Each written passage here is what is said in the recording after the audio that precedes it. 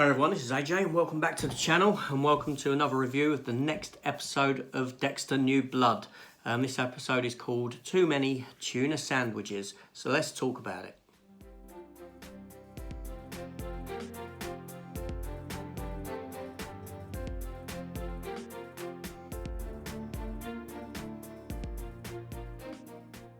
Okay, first off, I'm not in my normal place for recording. I've got a bit of moving around doing in my sort of normal room that I would record in.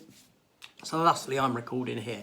Anyway, so this is episode 6 of Dexter, the latest season of Dexter, New Blood.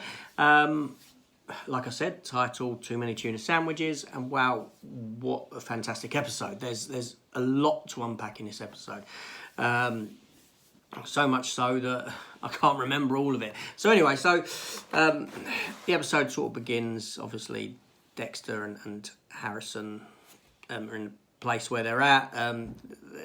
We found out, or the characters have found out, Angela's found out in the last episode that Dexter, that Jim is actually Dexter, and she confronts him about it, and Dexter, like he does, comes up with a lie, a story, to manipulate the other individual into believing something else.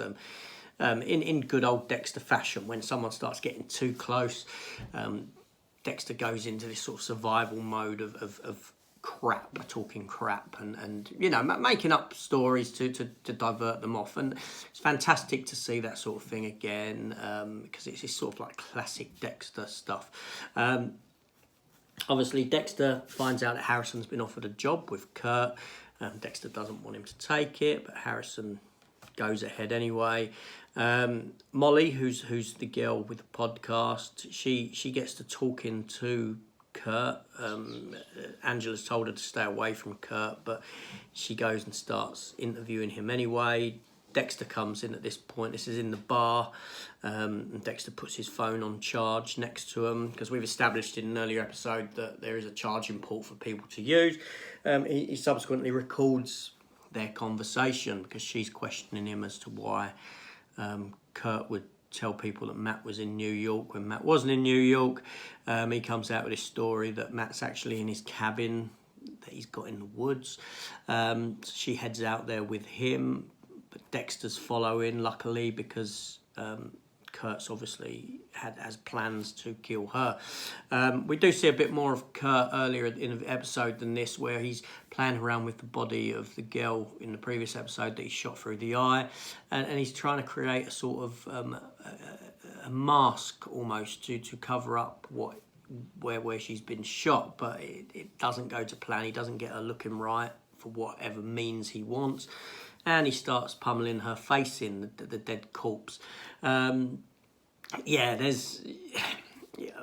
We've seen a little bit more about what he does, which is good, but we haven't seen it all. We still don't know what he's actually doing with these bodies or anything like that. Angela, she decides to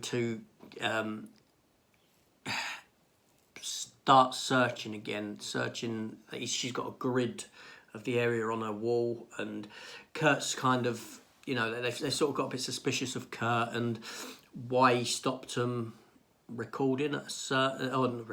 why he stopped them searching at a certain point on the grid and to go no further, and comes to realise, you know, that there is a cave system a bit further on, so she decides to go and search this cave system. This is towards the end of the episode. We'll come back to that. All the while, you've got Harrison and Dexter's relationship is on rocky grounds. Same with Dexter and Angela after she's found out that he is actually Dexter Morgan. Harrison has his match in this, his wrestling match, and he's sort of egged on by Kurt during this, and subsequently breaks the arm of his opponent, and Dexter sees this and sees his dark side coming out in front of other people, this sort of a thing. So yeah, good stuff. At the end, Angela does find out that you know, she finds a body in the cave, and it's that of someone close to her.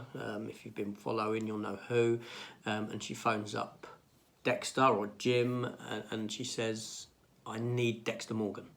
And it kind of ends there in that she needs Dexter for his skill that he used to have as a forensic when he worked for the police in the forensic department. She wants him to come and have a look at this body, and it sort of ends there. Like I said earlier, Dexter did follow. He knows that Kurt is the killer. He's on to him now because he saves Molly when Molly's taken down into the flat, the apartment under the ground. Dexter springs up and says, I saw people milling around, that's why I'm here, I was passing by, I thought it was people breaking in.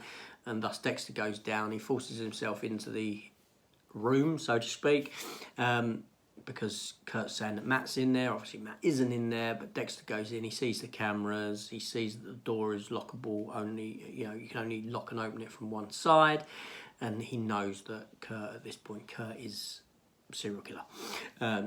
So there's a whole wealth of stuff in this episode, a lot to unpack. There's some fantastic scenes where, like I said, where you see Dexter doing what Dexter does best and this sort of thing, and it does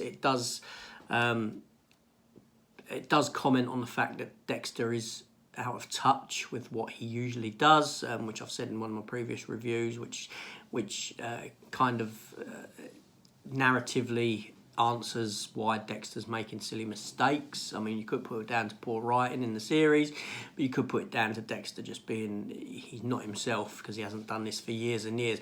So a wealth of great stuff. Now, the Harrison stuff, it's interesting. I'm interested in seeing where this is going.